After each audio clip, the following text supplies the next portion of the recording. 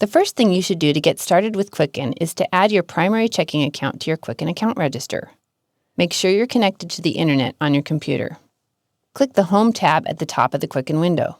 Then click the big blue Get Started button in the section titled See Where Your Money Goes. You'll be prompted to add your primary checking account.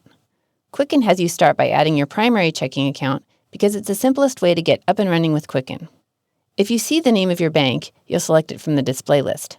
If you don't see the name of your bank listed in the list of common banks, start typing in the full name of the bank you use for your primary checking account.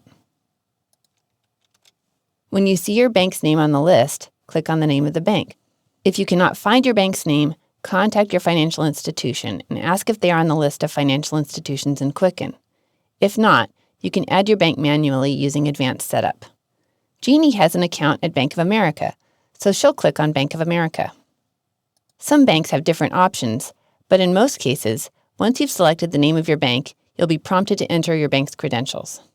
Your bank credentials are the username and password that you use to log into your bank's website. Enter your login credentials that you use for your bank's website. Please note this is not your Intuit ID. Rather, this is the username and password that you've set up with your financial institution's website. If you've never created an online account for your financial institution, go to your bank's website and set that up before adding the account in Quicken.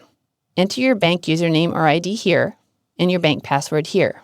If you've already set up your password vault, it's handy to select the checkbox for Save this password so that you don't have to enter it again the next time you connect. If you haven't set up your password vault yet, click Cancel.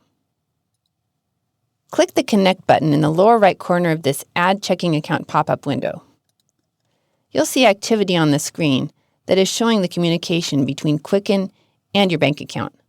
This back-and-forth conversation means that your bank account is verifying your credentials and Quicken is preparing to download transactions and other information from your bank. This can take a minute or two to complete. Next, you may be prompted to set preferences for your accounts at this bank. You'll want to make sure that any accounts you have at that bank are labeled as the correct type of account.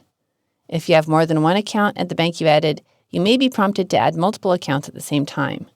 If this is the case, it will save you time to go ahead and add all the accounts that you're prompted to add.